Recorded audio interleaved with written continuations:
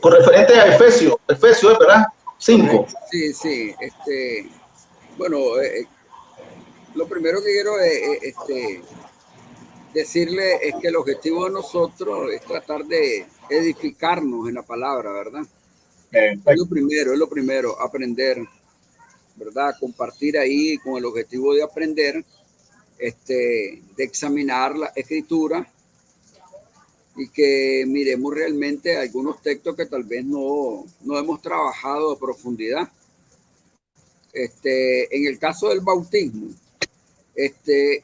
ningún tema bíblico ha provocado tanta controversia entre la cristiandad como este tema que es el bautismo. Amén. La controversia sobre este tema no es falta de claridad en la Biblia, sino el fracaso del ser humano para entender y explicar correctamente esta enseñanza. Por ejemplo, en la Biblia nosotros encontramos varios pasajes y temas que son normativos, descriptivos y narrativos. Y es importante que nosotros miremos cuáles son aquellos temas que son normativos para la iglesia y que son descriptivos y que no necesariamente son normativos para la iglesia. Por eso es importante examinar las escrituras. Una de las causas principales para no entender este tema es no hacer la diferencia entre los bautismos mencionados en el Nuevo Testamento y aplicarlos correctamente según su propósito. Cuando hablamos de que el bautismo es bíblico, bueno, lo primero que hacemos es sacar todos los textos donde aparece la palabra bautismo. Pero a veces pasamos por alto de que tenemos que examinar los textos a profundidad. Por ejemplo, podemos ver cada uno de los textos de la Escritura que hablan del bautismo. Y una de las cosas primarias que debemos de entender es de que en el caso de la palabra bautismo, en el contexto bíblico, la palabra bautismo no tenía la connotación que nosotros le damos hoy. O cuando nosotros encontramos pasajes como dicen, cuando dicen agua, lo primero que viene a nuestra imagen es la palabra bautismo o inmersión total. Pero en el contexto bíblico la palabra tenía diferentes significados. Es más, en el caso de las sociedades bíblicas, cuando trabajaron los textos griegos para vertir la palabra bautismo, no pudieron encontrar una palabra acorde, sino que lo que hicieron prácticamente fue hacer una transliteración de la palabra y la dejaron intacta como se encontraba. La palabra bautismo entonces no es una palabra ni en español ni en castellano prácticamente, sino que es una palabra griega exactamente ya. Y la palabra tiene diferentes connotaciones en la escritura. Ahora, la palabra bautismo en la escritura también se usa de una manera metafórica, se usa simbólicamente también. Por ejemplo, en Juan, cuando nosotros encontramos la palabra siempre agua en la escritura, como en Juan capítulo 7, 38 al 39, dice Jesucristo que en el 37 exactamente, dice que el primer día, el día de la fiesta, Jesucristo se puso de pie y dijo, el que cree en mí sentirá dentro de su interior como río de agua viva. De hecho, ahí está hablando metafóricamente. No hay una catarata dentro de nosotros, ni hay ríos de agua, ¿verdad? Dentro de nosotros se está usando metafóricamente el pasaje. Como en el caso de Efesios capítulo 5 también se usa metafóricamente. Se dice que el agua es símbolo de la palabra. Entonces, es importante mirar las figuras literarias cuando encontramos la palabra agua o encontramos la palabra bautismo. En el caso, por ejemplo, de los fariseos, era muy común esta palabra de bautismo, porque en caso de Hebreos, creo que es 9:10, dice, por ejemplo, diversas abluciones. La palabra abluciones significa diverso lavatorio, depende de la traducción que encontremos, o diversos bautismos, dice, por ejemplo, en el caso de alguna traducción. Entonces, es importante también usar las traducciones, porque cuando no usamos las traducciones o no conocemos el texto griego, podemos errar el blanco. Recordemos también que es importante entender que la palabra de Dios se escribió en griego. Y en el caso del griego, una palabra en griego puede tener 10, 20, hasta 40 significados. Y es importante interpretarla entonces en base al contexto que le encontramos. ¿Estamos claros? no podemos agarrar todos los textos que encontramos bautismo para tratar de respaldar una enseñanza, porque recordemos que la palabra bautismo cambia de forma. Por ejemplo, en el 9:10 de Hebreos dice, ya que consiste solo de comida, bebida y diversas abluciones. La palabra abluciones en otra traducción dice lavatorio, en otra traducción dice diversos bautismos. Entonces es importante entender esa palabra, la palabra abluciones. Entonces, por ejemplo, en los tiempos bíblicos nuevo testamentarios, habían diferentes tipos de bautismo. Diferentes tipos de bautismo. Por ejemplo, me gustaría mencionar 6 bautismos nada más, pero habían diversos tipos de bautismo que eran practicados no necesariamente solo por los judíos, eran practicados aún por gente pagana. Por ejemplo, los griegos practicaban el bautismo. Los griegos, por ejemplo, la secta filosófica como los epicúreos, los gnósticos, ellos practicaban el bautismo. Cuando una persona se convertía, por ejemplo, con los epicúreos, obligatoriamente era bautizada. Los estoicos también practicaban el bautismo. Al ser bautizados ellos, ese bautismo simbolizaba que ellos se identificaban con la creencia del autor de esa secta y que quedaban bajo la cobertura de ellos. Entonces, el bautismo tenía una connotación muy diferente del contexto que nosotros tenemos. Por eso Pablo allá en Corintios, si usted recuerda, dice, por ejemplo, ¿acaso ustedes fueron bautizados por mí, se bautizaron en nombre de Apolo o de Pedro? Ya, porque el bautismo lo que hacía era la persona con el líder de cierto movimiento, ya sea sectario o filosófico. Entonces, es importante examinar en base al contexto. Una de las cosas que debemos de recordar es que la Biblia, a la hora de interpretarla, es importante entender que debemos de interpretarla histórico y cultural. Es importante siempre que vamos a interpretar la escritura, histórico, gramatical y cultural. Es importante, por ejemplo, cuando vemos los 4 evangelios. Cada evangelio fue dirigido a auditorios diferentes. Mateo fue dirigido a los judíos. Por eso presenta a Cristo como león de la tribu de Judá. Marco no presenta a Cristo como león, lo presenta como el siervo sufriente. Y la cultura de los italianos es distinta a la de los hebreos. Lucas, que va para los griegos, presenta a Cristo como el hombre perfecto, va para los griegos. Y Juan, que es un poco más, si usted quiere, universal, ¿ya? Entonces, es importante que cada que entramos en los 4 evangelios, interpretemos la palabra base, el contexto histórico, cultural y gramatical que le encontramos, ¿ya? Es importante hacerlo. Entonces, en los tiempos de Jesús, habían diferentes tipos de bautismo. Ahora, cuando hablamos de diferentes tipos de bautismo, es porque en los tiempos de Jesús estaba lo que se conocía como el bautismo de los esenios. Los esenios, ya usted sabe, era una secta. La palabra secta no era usada de una manera peyorativa o despectiva como nosotros la manejamos. Hoy se maneja despectivamente la palabra secta, pero en los tiempos bíblicos no, porque cuando la Biblia habla la secta de los fariseos, la secta de los fariseos, de los saduceos, la secta de los esenios, no se hablaba de una manera, por ejemplo, los saduceos tenían ciertas creencias, los fariseos otras, los esenios tenían ciertas creencias. Entonces, pero los 3 practicaban el bautismo. Entonces, es importante entender que los diversos bautismos en la escritura tenían diferentes significados. Y segundo, también entender que en el periodo de silencio entre Malaquía y Mateo, el periodo de silencio que pasaron 430 años. Se dice 400 años de Malaquía a Mateo, pero Cristo aparece hasta la edad de 30 años, dice Lucas. Por tanto, tenemos 430 años. En esos 430 años, Dios no habló al pueblo de Israel, ni por Urim, ni por Tumín, ni por sueño, ni visión, ni por medio de la escritura, ¿ya? Entonces, ¿qué pasa? En ese periodo de silencio surgieron lo que se conoce como los fariseos, la sinagoga, los saduceos. Esas palabras no las encontramos en el Antiguo Testamento. Entonces, al aparecer los fariseos, saduceos, tenían un espíritu misionero y viajaban a todo el imperio romano y viajaban con el objetivo de ir a todos los judíos que estaban en la dispersión, pero habían unos judíos que eran un poco más condescendientes. Habían dos escuelas, una que se llama Eiliel y Chaimaí.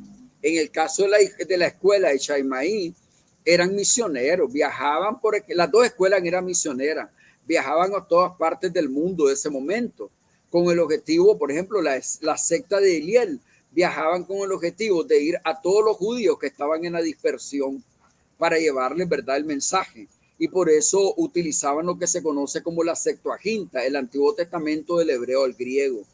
Y luego tenemos la secta de Chaimaí, que era más condescendiente, que aplicaban lo que eran las leyes noédicas, pero también predicaban a los gentiles con el objetivo de que los gentiles se convirtieran al judaísmo. Y luego le aplicaban ciertas leyes judaicas. Ellos crearon lo que se conoce el bautismo de los prosélitos, bautismo para gentiles. Y ese bautismo de los prosélitos era un bautismo de inmersión total. Ese bautismo para ellos, los de Chaimaí, que eran judíos, simbolizaba un nuevo nacimiento. O sea, dejaban el paganismo y nacían a la ley judía.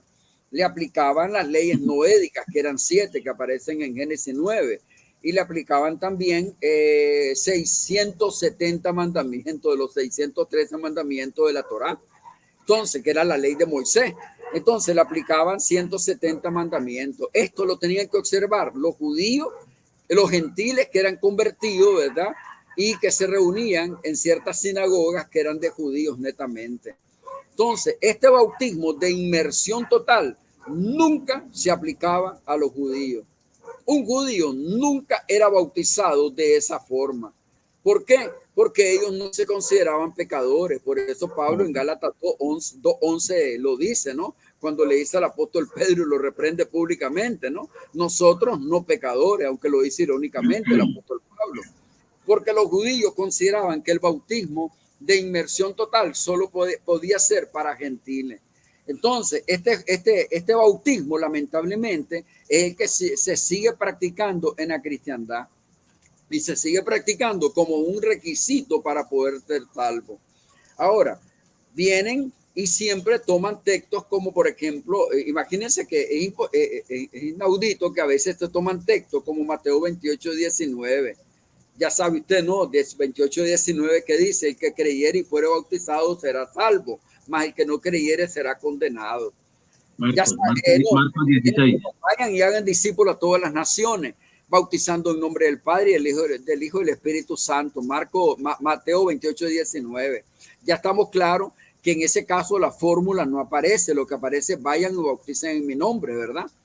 Pero también agarran el texto de Marcos, capítulo 16, verso 16, por ejemplo, cuando dice Marcos, el que creyere y fuere bautizado será salvo, mas el que no creyere será condenado.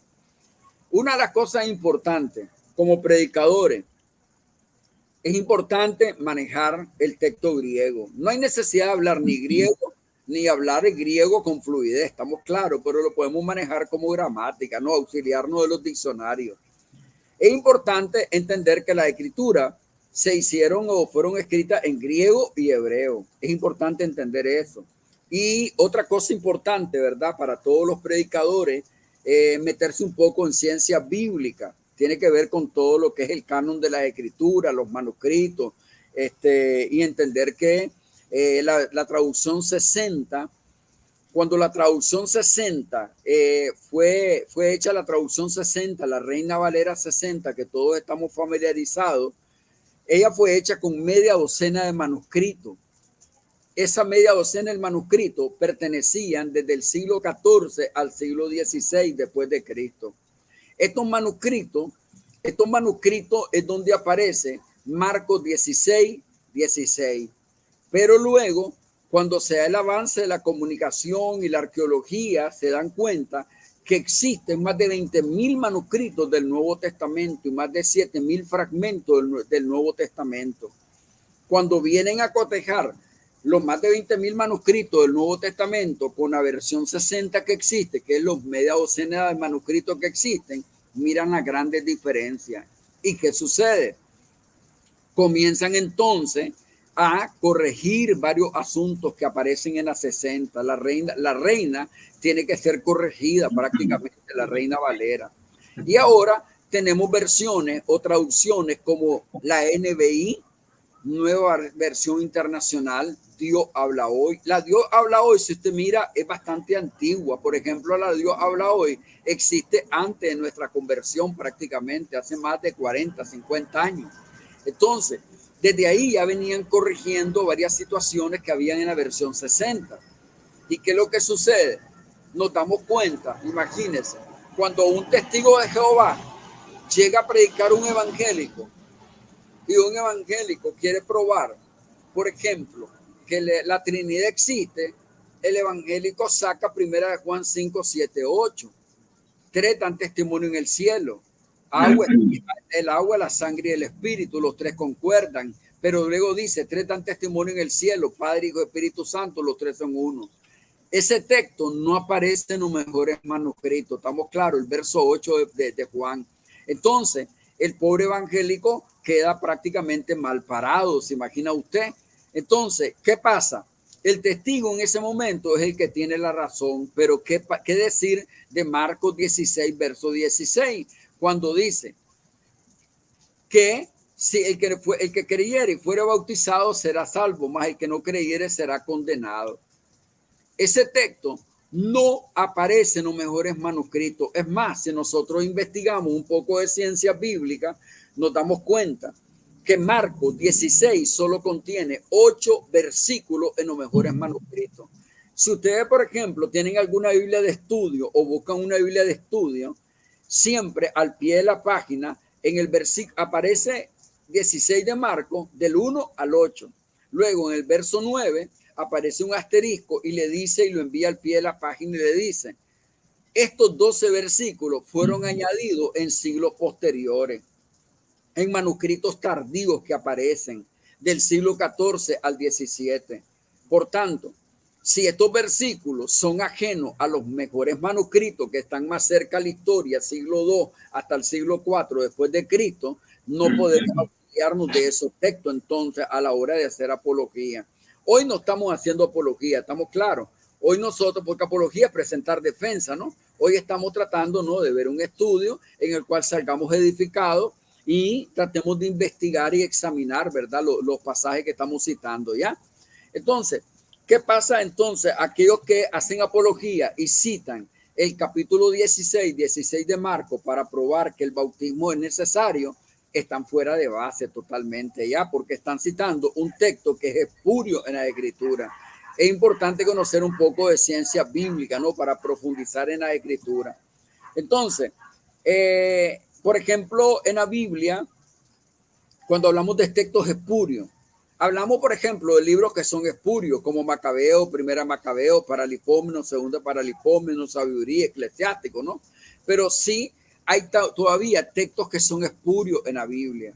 Por ejemplo, algunos pastores, no sé, a lo mejor no tienen conocimiento en cuanto a lo que es ciencia bíblica, ¿no? Y a veces, fíjese que pueden ser pastores que son licenciados en teología, pero los miro errando el blanco, aunque después de repente lanzan otro video corrigiendo la situación, ¿no? Alducín fue uno de ellos. Por ejemplo, Alducín decía, tengan cuidado con la NBI, tengan cuidado con la traducción, con la nueva traducción viviente, porque esas versiones le han cercenado, dice, algunos textos bíblicos, pero después salió corrigiendo él. ¿Qué pasa? Estas traducciones, lo que pasa es que vienen ya explicando los errores que habían en la traducción 60.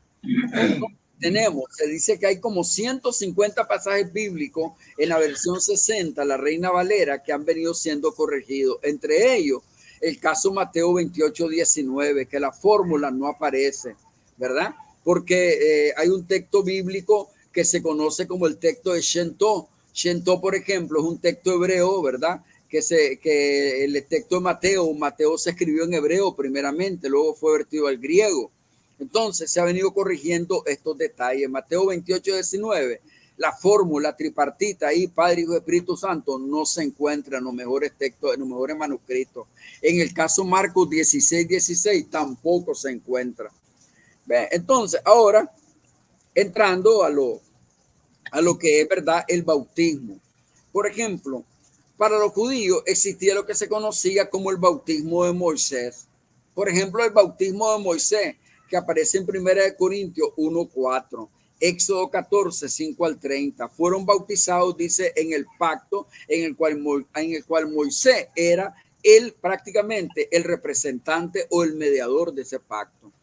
Por ejemplo, cuando dice Corintios 10, 1 al 4, la primera carta de Corintios, me gustan, yo uso bastante traducciones, ¿verdad?, que son un poco más claras.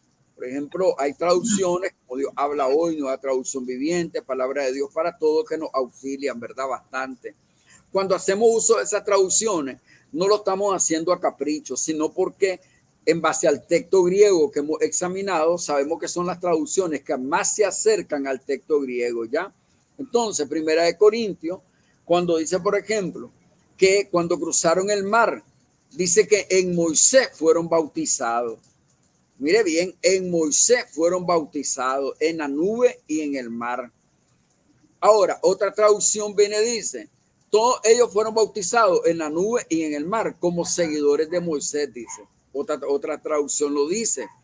Dice que fueron bautizados en la nube y en el mar como seguidores de Moisés. Otra traducción dice que al pasar en medio del mar rojo y fueron bautizados, porque al pasar al otro lado, quiere decir que hubo una aspersión, el rocío que les cayó al pasar al otro lado, iban empapados totalmente. Y esto era símbolo de que fueron bautizados y que aceptaban a Moisés como su máximo dirigente. Este es uno de los primeros bautismos que se registran en la escritura prácticamente, ¿ya? Ahora, tenemos el bautismo, el segundo bautismo, que es el bautismo, por ejemplo, bueno, en orden, si hacemos, por ejemplo, ponemos en orden los eventos, ¿no? Porque en la Biblia también tenemos algo que se conoce como anacronismo. El anacronismo es que nos toca a nosotros poner en orden los eventos, ¿verdad? Pero si lo dejamos ahí en anacronismo, seguiríamos el orden que aparece en la escritura. Y lo que aparece segundo es el bautismo de Juan el Bautista, aunque debería aparecer en orden correcto el bautismo de prosélito, que es el que sucedió en el tiempo de periodo de silencio entre Malaquí y Mateo. Pero vamos a dejar en el orden, ¿verdad?, anacrónico. Por ejemplo, el bautismo de Juan, Mateo 3, verso 1, ¿verdad? 2:11, era un bautismo de penitencia. Es importante examinar los diferentes manuscritos. Hoy podemos auxiliarnos de varios textos griegos. Hoy tenemos tantas herramientas que las personas de hace varios siglos no tenían la oportunidad que nosotros hoy tenemos de tener varios manuscritos, ¿verdad? Entonces, por ejemplo, la palabra dice que Juan predicaba el evangelio de arrepentimiento. Recuerde que la palabra arrepentimiento en el griego es metanoia o metanoeo. Metanoia significa cambio de mente, sentimiento y actitud. El bautismo de arrepentimiento lo predicó exactamente Jesucristo y tenía que ver con un cambio de mente, sentimiento y actitud. El bautismo de Juan no fue arrepentimiento. Aunque aparezca arrepentimiento en varias traducciones, tenemos que examinar el texto o el contexto histórico. Juan predicaba el bautismo de penitencia y en vez de arrepentimiento aparece la palabra griega metamelonai. Por ejemplo, Judas se arrepintió y se ahorcó. Si uno dice, si Judas se arrepintió y se ahorcó, si se arrepintió entonces tendría que ser salvo, pero no aparece metanoia, sino que aparece metamelonai. El bautismo de Juan, en la predicación de Juan era entonces el bautismo de penitencia. Por eso la gente iba a Juan y se iban golpeando el pecho, ¿no? Y reconocían sus pecados. El bautismo que ellos practicaban de penitencia, esto los liberaba de la ira de Dios que venía sobre la nación hebrea prácticamente, ¿ya? Entonces, el bautismo de Juan era un bautismo de penitencia. Ya saben, lo pueden encontrar Malaquías 3, capítulo 1, 2, cuando se profetiza la llegada de Elías. Elías era un prototipo, Juan era un prototipo de Juan el Bautista prácticamente. Luego nosotros encontramos el tercer bautismo y el bautismo de fuego.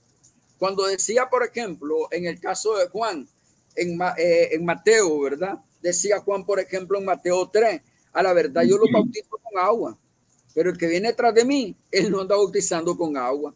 Él los bautizará con Espíritu Santo y fuego. Mire bien, Juan ahí presenta dos bautismos, Espíritu Santo y fuego, en el caso de Mateo y Lucas. Pero Marcos 1:8 no involucra el bautismo de fuego. Aparece en Marcos 1:8 y dice, a la verdad yo los bautizo con agua, pero el que viene detrás de mí los bautizará con Espíritu Santo. Ya en Marcos no aparece fuego. ¿Por qué?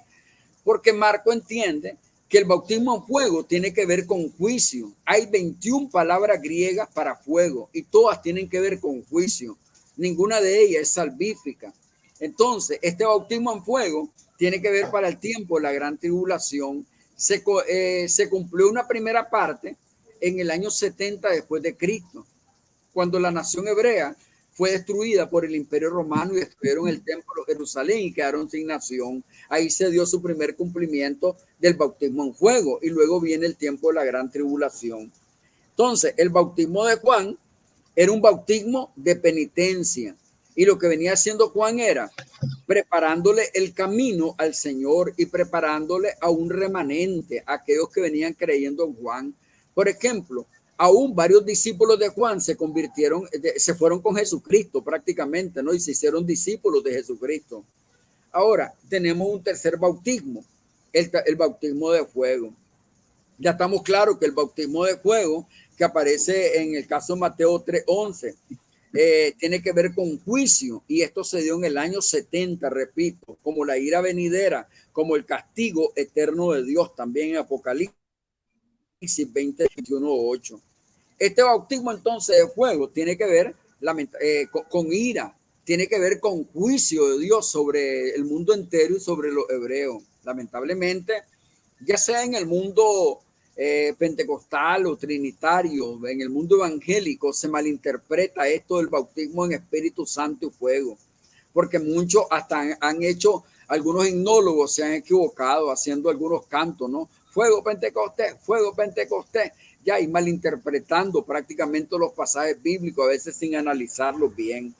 Por eso es importante acordarnos del texto de 2 Timoteo 2:15, cuando dice el apóstol Pablo, mira que te encuentres como un obrero digno, aprobado, que sabe trazar bien la palabra de Dios. Otra traducción dice, mira que te encuentres como un predicador que sabe analizar bien la escritura para trazarla en línea recta. Es importante examinar la escritura.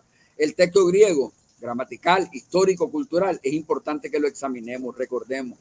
Entonces, el rito de bautismo en agua para los judíos era dar constancia pública de la eliminación del vínculo con Moisés para ser propiedad del Mesías.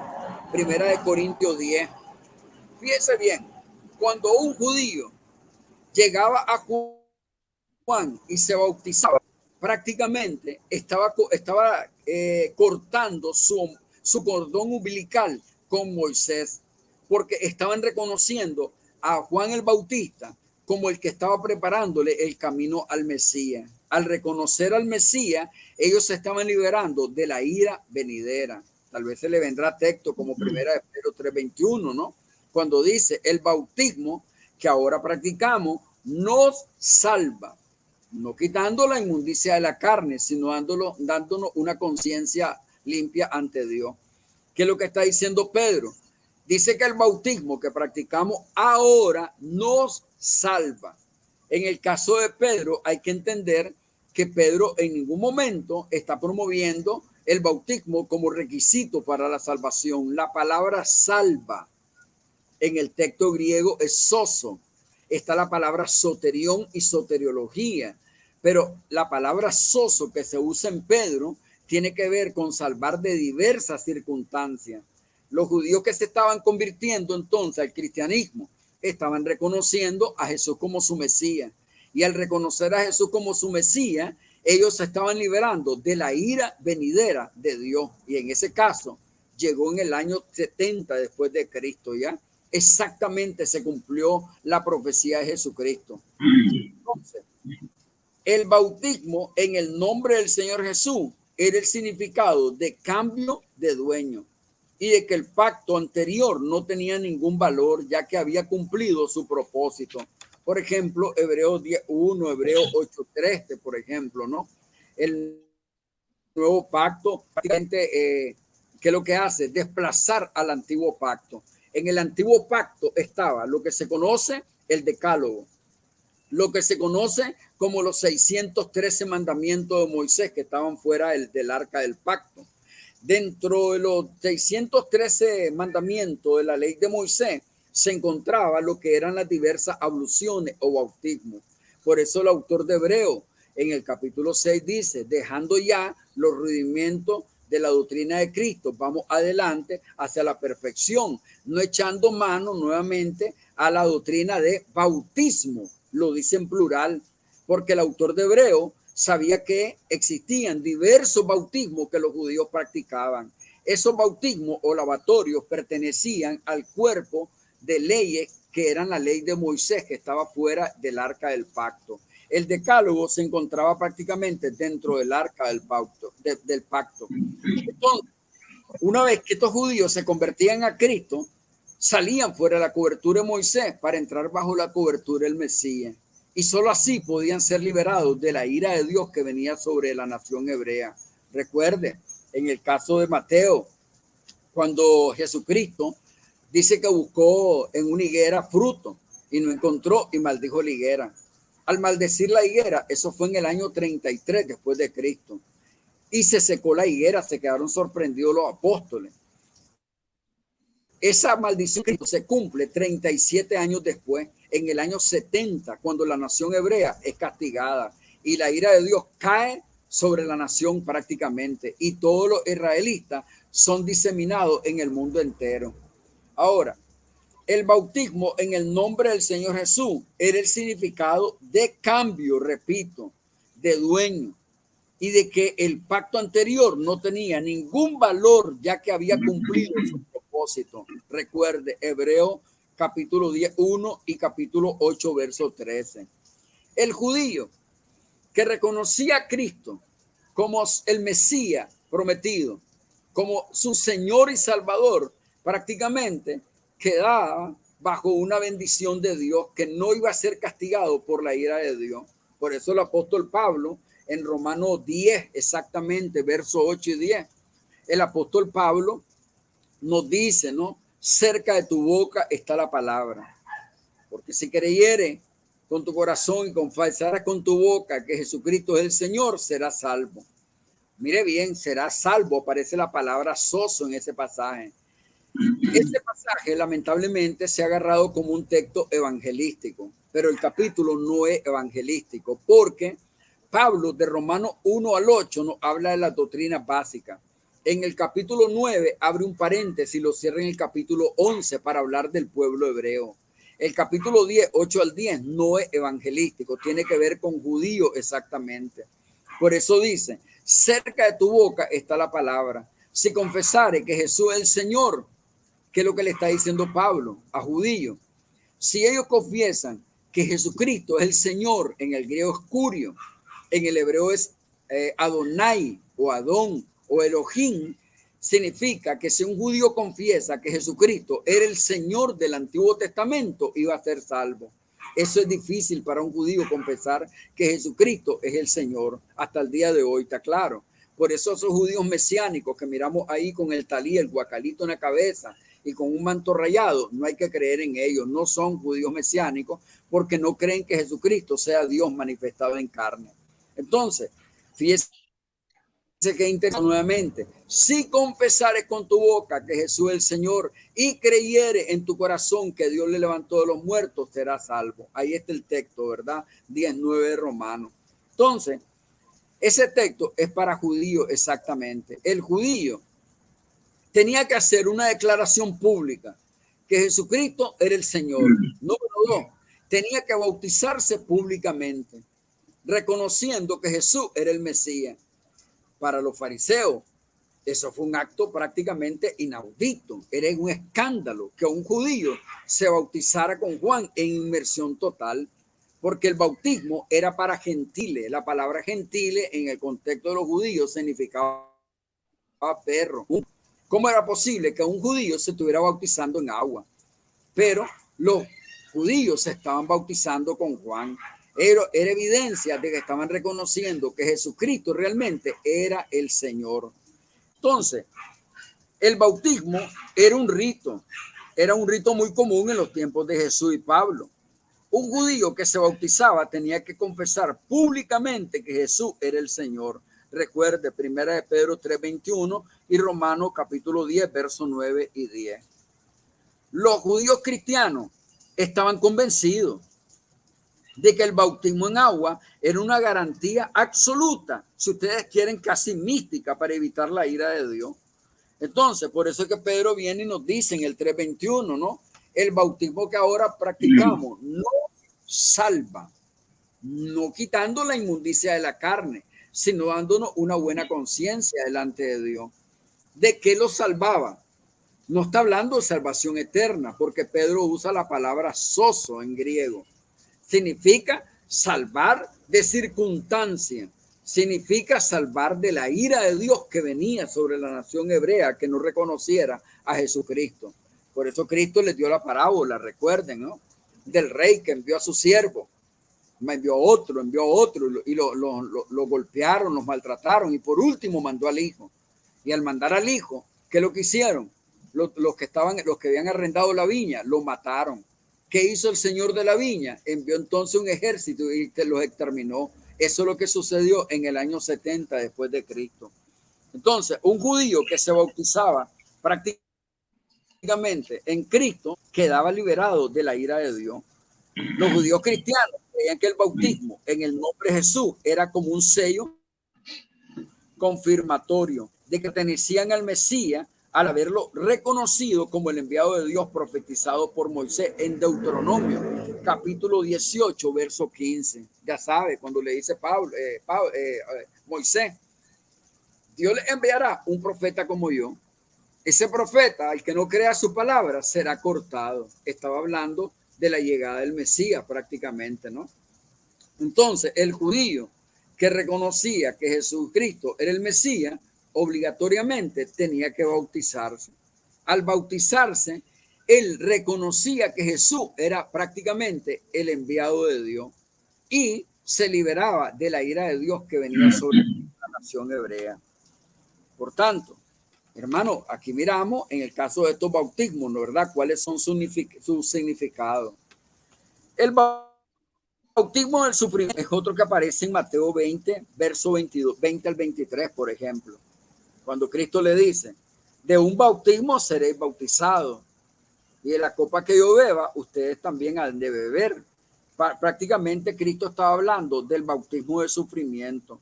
El Señor ahí se está refiriendo al sufrimiento con un bautismo que él y sus apóstoles iban a padecer.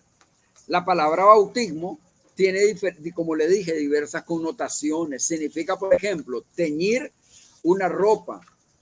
Significa, por ejemplo, cuando el herrero trabajaba la herramienta y luego agarraba la herramienta al rojo vivo y la sumergía en el agua. También significa, tiene que ver con inmersión total en el caso de los que se bautizaban, ¿verdad? En el nombre de Jesús. Entonces, el bautismo en fuego tiene que ver prácticamente con juicio. El bautismo, en el caso de Cristo, tiene que ver con el bautismo de sufrimiento que los apóstoles iban a experimentar. Luego encontramos un quinto bautismo y es el bautismo para los judíos. Cuando Jesucristo se resucita y luego aparece a sus apóstoles, les da en Mateo 28, 19 y les dice,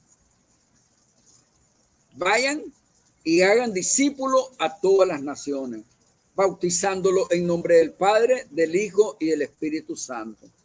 Ya sabemos que la fórmula es incorrecta, no aparece en los mejores textos. Lo que aparece en el texto es esto: vayan y hagan discípulos en mi nombre a todas las naciones. Ahí este bautismo no es para todas las naciones del mundo. Claro, la gente, al encontrar en las traducciones la palabra naciones, lo primero que les viene a la mente es todas las naciones del mundo. Pero en el griego tenemos la palabra etnos y etnias. Y en el caso de Cristo, cuando viene, y como Mateo va dirigido a judíos, Viene él y le dice, vayan y hagan discípulos a las naciones, etnias. Etnias significa tribu. En la mentalidad judía, ¿qué es lo que están pensando en ellos? Están pensando en todas las tribus de Israel que están diseminadas en el mundo entero. Por eso tenemos los 11 apóstoles que eran los apóstoles del Cordero. Los apóstoles del Cordero fueron enviados a las 12 tribus de Israel que estaban diseminadas en el mundo entero. En cambio, el apóstol Pablo era el apóstol de los gentiles y fue enviado a todas las naciones gentiles. Por eso dice Pablo en Gálatas 2, 7, 8, el que le dio a Pedro el evangelio de la circuncisión. La palabra circuncisión en otras traducciones dice el que le dio a Pedro el evangelio con ley. Ese evangelio llevaba incorporado el bautismo en agua, era para judíos. Me entregó a mí el evangelio de la incircuncisión, o sea, el evangelio sin la ley de Moisés. El evangelio de Pablo iba dirigido a todas las naciones del mundo. Por eso es importante entender Mateo 28, 19, que no es normativo para los gentiles, pero sí es normativo para el bautismo en agua. Pero alguien nos diría, ¿pero qué pasó? Porque en Hechos miramos a Pedro y a los apóstoles bautizando a judíos gentiles. Primero recordemos que en Hechos 2, 38 al 41, miramos a un Pedro cuando la gente se compunge y le dice, varones galileos, ¿qué hacemos? Arrepentido cada uno de vosotros y bautizado. ¿Qué es lo que está diciendo Pedro? ¿Y a quién se está dirigiendo el apóstol Pedro? Se está dirigiendo a judíos exactamente, porque los que celebraban la fiesta de Pentecostés eran judíos, y los judíos en el año 606 antes de Cristo, cuando Nabucodonosor destruyó el templo, estos judíos se diseminaron en el mundo entero. Y luego, al pasar 600 años, estos judíos adoptaron las costumbres y el idioma de las naciones. Estos judíos, que eran practicantes de la ley, ya no manejaban el hebreo, pero sí manejaban el griego, que era la lengua comercial, y viajaban a Israel año con año a observar las fiestas de Pentecostés. De las 7 fiestas, 3 fiestas que eran importantes. Entonces, cuando está Pentecostés, en Pentecostés hay judíos, y cuando estos judíos se da el descenso del Espíritu Santo, es por eso que dice capítulo 2 de Hechos, verso 8 al 13, se quedaron sorprendidos, porque estos judíos escuchaban a los apóstoles que fueron dotados con un don lingüístico, oírlos hablar en su propio idioma, ¿ya? Y entonces oían el mensaje del Mesías, del Evangelio, claramente en su propio idioma. Al escuchar el mensaje, había más de 1 millón de judíos en ese lugar, pero solo 3,000 fueron tocados por Dios. Estos 3,000 reaccionaron de esta forma: varones galileos, ¿qué hacemos? Bautícese, arrepentidos cada uno de vosotros y bautícese en el nombre de Jesús. Estos eran judíos, pero luego encontramos a un Pedro bautizando, encontramos a un Félix bautizando a samaritanos. Era el orden correcto en el capítulo 8. Luego encontramos a un apóstol, a un Felipe bautizando al eunuco. Estamos claros también en Hechos 1:8. Luego encontramos a un Pedro allá bautizando a Cornelio el gentil en Hechos 10. ¿Qué es lo que pasa en esos textos? Primero, los samaritanos eran hermanos de los israelitas. Era una raza mixta, judíos que se habían mezclado con gentiles, y salieron los samaritanos, pero que observaban la ley de la Torá. En orden correcto, Jesucristo en su ministerio fue a Samaria y predicó la samaritana, el capítulo 4, ¿no? Entonces, luego Felipe, fíjese bien, va a Samaria, y en Samaria, fíjese bien, predica y se convierte en mucho. Entonces, ¿qué es lo que sucede? Luego Pedro va a los gentiles en el capítulo 10 y bautiza a Cornelio y toda su casa. Pero Pedro todavía, recuerde que no tiene la revelación exacta como la llega a obtener el apóstol Pablo en cuanto a lo que eran las diferentes misiones, lo que era el evangelio de la circuncisión y el evangelio de la incircuncisión de Gálatas 2, 7 y 8. Entonces, de Hechos 2 hasta el capítulo 15, la iglesia es netamente judía y están judaizando a los gentiles. Por eso que se dio y se hizo necesario la convención de Hechos, la primera convención en Hechos 15. En esa convención llegó el apóstol Pablo, y si ustedes leen Hechos 15, 1 al 5, cuando Pablo va entrando a esa convención, aparecían los judaizantes y le dijeron a Pablo, es necesario que los gentiles que se están convirtiendo observen las costumbres y nuestras leyes. Entonces, ellos querían judaizar a los gentiles, pero en esa convención se llegó a una conclusión. Se paró Jacobo en el capítulo 15, 19 al 21, y dice, le ha parecido bien al Espíritu Santo y a nosotros no imponer más carga sobre los gentiles que 4. Escuche bien, de 613 mandamientos que dentro de ellos estaba el bautismo, solo impusieron 4, ahogado, sangre, sacrificado de los ídolos y fornicación. Solo esas reglas le pusieron, no incorporaron el bautismo para los gentiles. Por eso es que entonces encontramos a un apóstol Pablo diciendo allá en 1 Corintios 1, verso 17, a mí Cristo no me mandó a bautizar a nadie, sino a predicar el evangelio. Dice Pablo que bautizó como a 3 familias, pero luego no volvió a bautizar a nadie más. Mire qué interesante, ¿no? Porque Pablo entendió que el bautismo era netamente para judíos normativos, pero no para gentiles. Entonces, ahí tenemos nosotros los diversos bautismos y hemos podido comprobar que de los 6 bautismos, 4 han cumplido con su propósito y no están vigentes, y que hay por ejemplo 2 que tienen que ser administrados, uno en el futuro. En el caso del bautismo en agua, en el tiempo de la gran tribulación, va a ser aplicado a los judíos prácticamente que reconozcan al Mesías. El bautismo actual, como dice Efesios 4:5, un solo Señor, una sola fe y un solo bautismo. Este bautismo que habla Pablo es el bautismo en el Espíritu y no está hablando de bautismo en agua. Que si Pablo, o en los tiempos de Pablo, existían el bautismo en agua, los diferentes tipos de bautismo en agua y el bautismo en el Espíritu, pero Pablo dice que hay un solo Señor, una sola fe y un solo bautismo, ¿con qué bautismo se quedó el apóstol Pablo? Con el bautismo en el Espíritu. ¿Por qué? Porque el bautismo en el Espíritu, 1 Corintios 12:13, nos dice, a todos se nos dio de beber un mismo Espíritu y todos fuimos bautizados con un mismo Espíritu.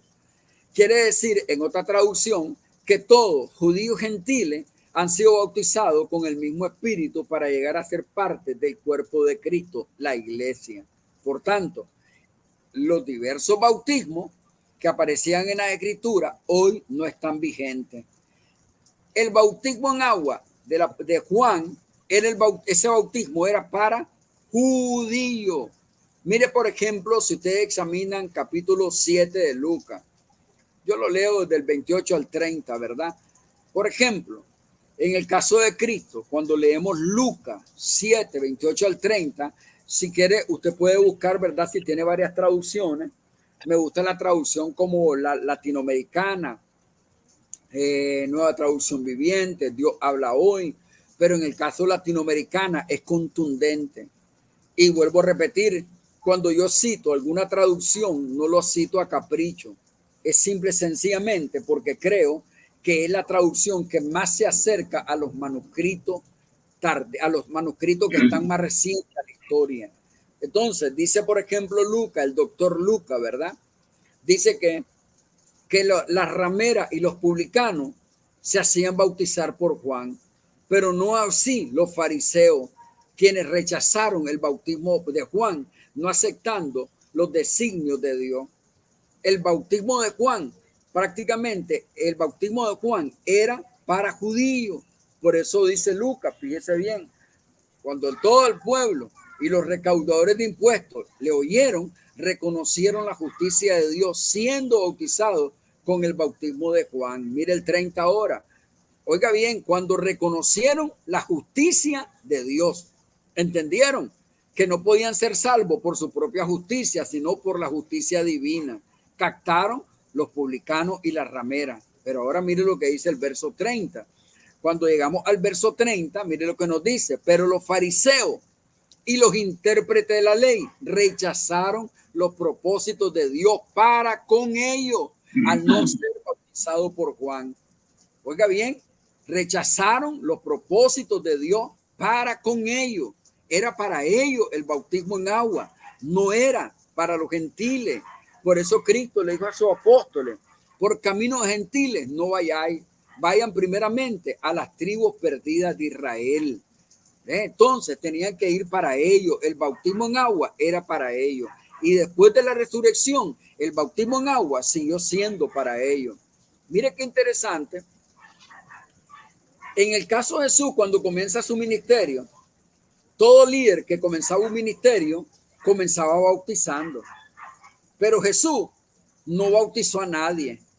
Alguien diría, pero ¿qué hacemos con el capítulo 3 de Juan 25-26? Cuando llegaron los apóstoles le dicen a Juan, Señor, el hombre de quien tú hablaste hace y bautiza. Le dijeron a Juan el Bautista, Señor, el hombre de quien tú hablaste hace y bautiza más discípulos que nosotros. Pero luego usted va al 4.1 de Juan y ¿qué dice? Aunque Jesús nunca bautizó a nadie. Jesús en agua nunca bautizó a nadie. ¿Por qué? Porque en el bautismo en agua era un bautismo inferior al bautismo del Espíritu. Juan lo dijo en 1.8 de Marcos. A la verdad, yo lo bautizo con agua, pero el que viene tras de mí lo bautizará con Espíritu Santo. Cristo, hasta el día de hoy, sigue bautizando a cada convertido en el Espíritu. ¿Cómo lo sabemos? El texto griego es importante examinarlo. En el texto griego hay algo que se conocen como los aoristos. Y es importante entender los tiempos y la forma en el texto griego. ¿Quién es el sujeto de la acción en cada uno de los textos? En el texto griego, por ejemplo, en el caso de 1.8 de Marco, dice, Él los bautizará con Espíritu Santo. Quien bautiza con el Espíritu Santo es Dios. Y ahí encontramos un aoristo activo indicativo que tiene que ver que es una acción puntualmente, pero que tiene repercusiones hasta el día de hoy. Cada persona que se convierte a Cristo, el Señor dice en el Espíritu. Esto es algo subjetivo, no objetivo. Al ser bautizada en el Espíritu, es incorporada dentro del cuerpo de Cristo, nacida de nuevo. Es lo que dijo Juan 1.13. Los que no son nacidos por voluntad de carne, sangre ni varón, sino por el Espíritu. En el caso de Pablo, en Romanos capítulo 6, versos 3 al 5, cuando dice él, que no sabéis que todos los que habéis creído en su nombre, habéis sido bautizados en Cristo, habéis sido bautizados en su muerte. Al aparecer la palabra bautismo, se nos viene la imagen de agua. Pero en el caso de Pablo, 6, 3 al 5, no está hablando de agua. Pueden examinar el texto en griego. Su paralelo, Gálatas 3:27 y Colosenses 2:12, que son paralelos de Romanos.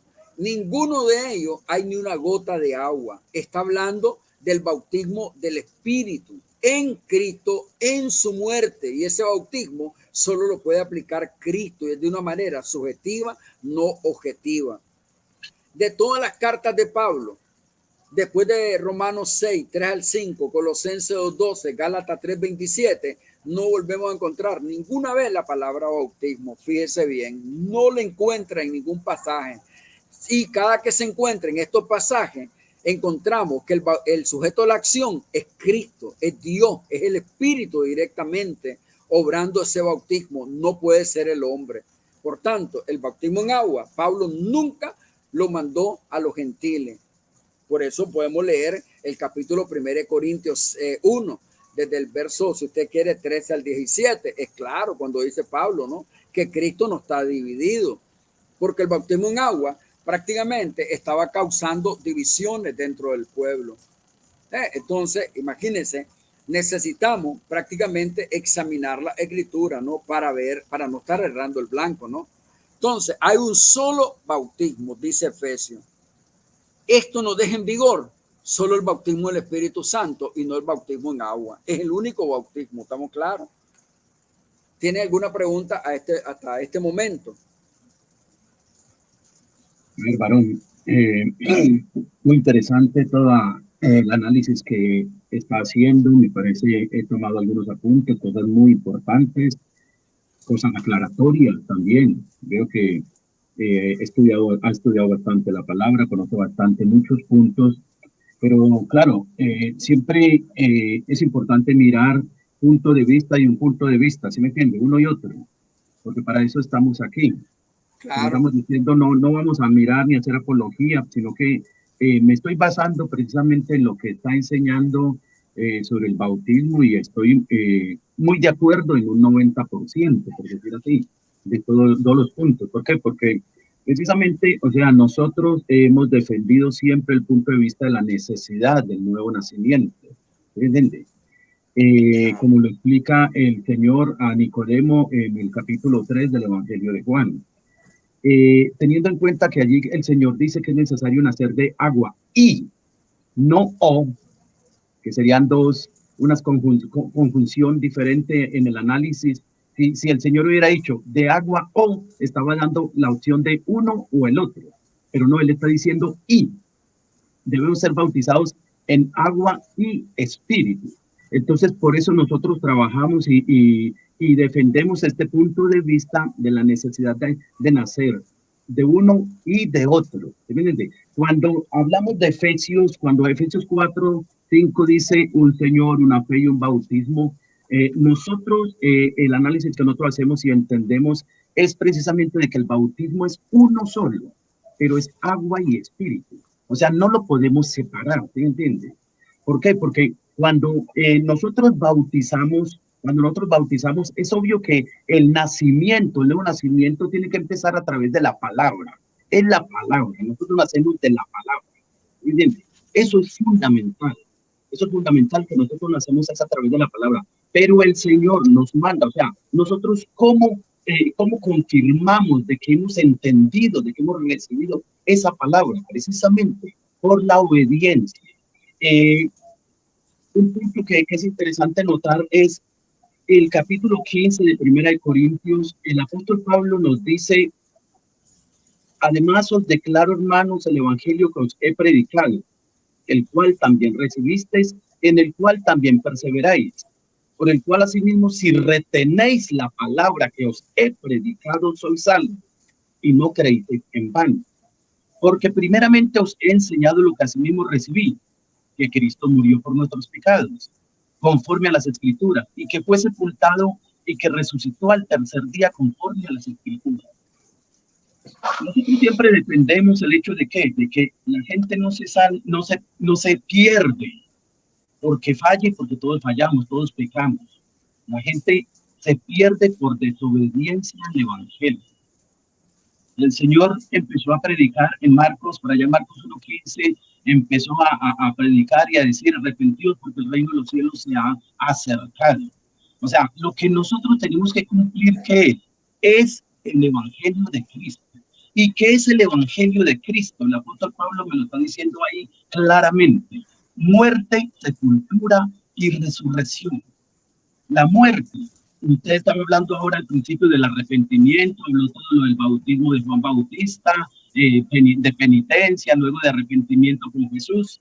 Precisamente arrepentirse, sabemos que tiene que ver con apartarse, separarse, alejarse del pecado.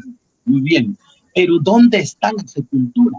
La sepultura precisamente es sumergirse, es enterrarse, es cubrir un cuerpo. Y exactamente es lo que nosotros aplicamos cuando hacemos el bautismo en agua, es sepultura. Luego viene la resurrección, que está diciendo aquí, y que fue sepultado y resucitó al tercer día conforme a las Escrituras. Precisamente el simbolismo de la resurrección es el Espíritu Santo, vida nueva. Nosotros sabemos que es el Espíritu el que nos da la vida nueva.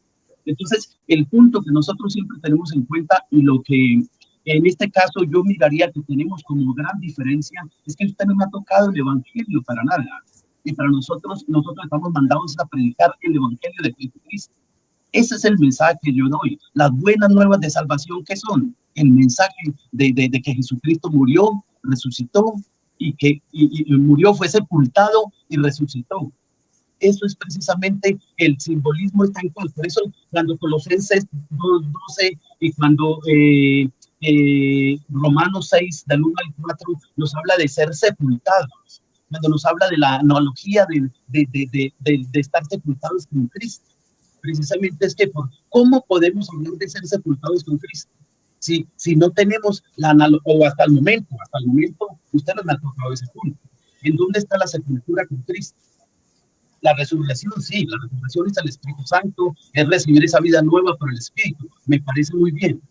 ¿Sí me entiende? Pero no hemos tocado dónde está la sepultura, y la sepultura es parte del evangelio de Cristo que Pablo predicó. Usted me está hablando, Pablo fue a los gentiles, precisamente, estoy totalmente de acuerdo, pero Pablo se apoyó en lo que Pedro le dijo. Pablo hizo cosas, Pablo dijo, ustedes no, yo no tomé nada, o sea, él respetó a los que eran cabezas de la iglesia, a los antiguos de la iglesia, pero él dijo, yo no les he aprendido nada, o sea, él lo habló como si él todo lo recibió por revelación, él dice que él lo recibió por revelación, pues precisamente él recibió el evangelio de Cristo a los gentiles. Ahora, cuando usted dice, ¿por qué es que Pablo solo he bautizado a unos cuantos, a la familia de Estefanas y a otro Juan, y de pronto no me acuerdo a quién más? O sea, a Pablo se le olvidó que bautizó también a los efesios en el capítulo 19. O sea, realmente, si nosotros vamos a ver, él también dice que bautizó a ciertas familias. Si decimos que Pablo cometió un error y que luego lo corrigió diciendo que el bautismo no era importante, estamos contradiciendo. Y lo que yo entiendo y a donde yo conozco es que toda la escritura es inspirada por Dios. Para nosotros, o sea, lo que nosotros enseñamos, y respeto el punto de vista que ustedes tienen en cuanto al grupo de ustedes de Verdad y Libertad, para nosotros la palabra tiene toda la razón, la palabra es infalible. O sea, nosotros no damos pie a que una parte de la palabra válida y otra parte no es válida. No, para nosotros nos basamos en la escritura. Yo inclusive, y Luis es testigo, Luis lanzó un grito y un ¿cómo se te ocurre? Cuando yo le dije que yo le enseñaba a las personas que no tenían que creer en mí, que tenían que tener los ojos puestos en Jesús. Él me dijo, es un error, porque usted tiene que morir con lo que usted está enseñando. Y yo le dije, no es así, porque si usted hoy me enseña cosas que a la luz de la revelación de la palabra yo las veo bien, yo las voy a tomar. Entonces, ¿cómo voy a decir yo que yo voy a morir con la mía? No, porque si alguien me muestra algo que yo no conozco, yo voy a seguir adelante, yo voy a seguir creciendo. Es que yo no he recibido un 10% de la revelación y el conocimiento de la palabra. A mí me falta mucho. Y sin embargo, llevo 20 años estudiando la palabra. Y quizás no estamos en cuestión de comparar, quizás estoy muy por debajo del conocimiento que usted tiene, me ha dado una gran enseñanza y todo eso, pero no comparto todos los puntos. Por ejemplo, el punto de vista de nosotros de Primera de Pedro 3:21 es totalmente diferente. Para nosotros el bautismo salva. El bautismo nos salva. Usted lo explica de otra manera, lo respeto, pero no tengo que tomármelo. O sea, yo no tengo que comerme todo lo que me dan. ¿Me entiende? Yo analizo, yo miro, de que me digan que el bautismo solo era válido para los judíos y para los judíos de todas las épocas y que esto va a ser llevado a la gran tribulación. No, porque Dios quiere salvar en este momento, Dios quiere salvar a toda la humanidad. Cristo no murió, como de pronto me dijo Luis alguna vez, que Cristo murió solo por unos escogidos. No, Cristo murió por toda la humanidad, porque entonces no sería el rey de todos, no, sería simplemente el de unos cuantos. Él no sería el salvador del mundo, sería el salvador de unos cuantos. Entonces son puntos que yo no puedo estar de acuerdo. No puedo estar de acuerdo. ¿Me entiende? Entonces, pero, a ver, pastor, le agradezco toda esta enseñanza y está muy bien trazada y muy bonita y punto, muy correcto.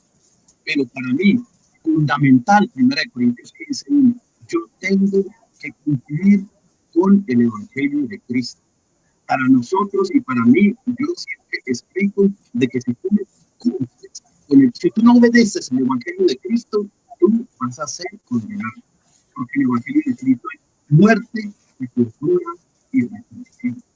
Para mí eso es fundamental. Y nosotros sabemos que allá en Mateo 16, el Señor le pidió le dio a Pedro unas llaves para que abriera las puertas de los reinos de los cielos a los tres grupos que habían importantes o que eran los puntos, los grupos bíblicos que nosotros conocemos, que eran los judíos, los samaritanos y los gentiles.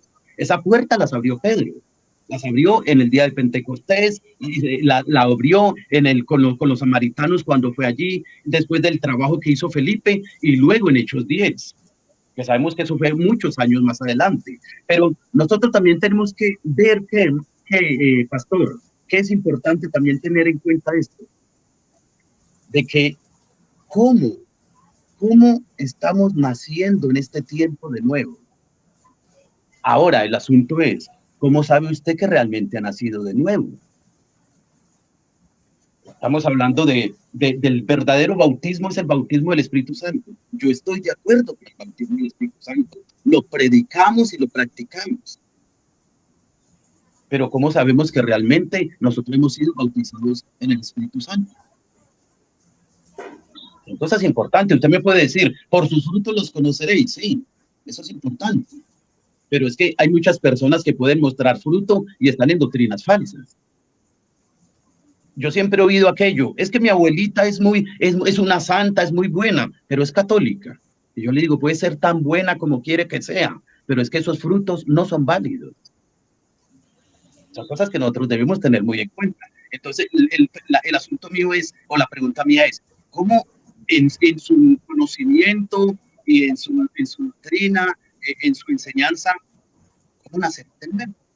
Si Jesús lo dijo, agua y espíritu, Él no dijo solamente espíritu, dijo agua y espíritu. Entonces, me gustaría que me complementara porque ya he recibido una enseñanza muy positiva, muy bonita, pero quiero que me ayude con esos puntos, por favor. Claro que sí. Por ejemplo, hay otros temas que yo creo que tal vez Dios primero en el futuro, ¿verdad? Que no sea en un futuro muy lejano, podríamos abordar. Perfecto. Habló varias cosas. Usted, por ejemplo, ¿no? Que el Señor quiso salvar a todo el mundo. Yo difiero de eso, ¿verdad? Porque de hecho no hay texto que diga eso. Y si usted me cita texto como primera de Pedro 3:9, 2:4 de Timoteo, son textos fuera de contexto.